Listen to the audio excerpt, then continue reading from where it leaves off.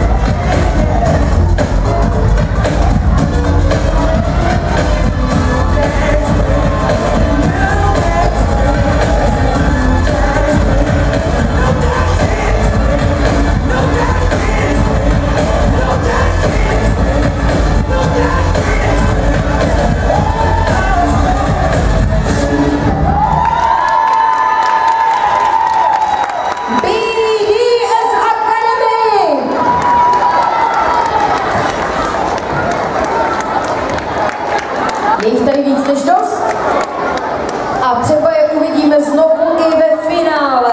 Ostatně z té desítky, kterou máme v semifinále teď, nám jich postoupí 6, takže abyste si ujasnili, jak moc se máte snažit,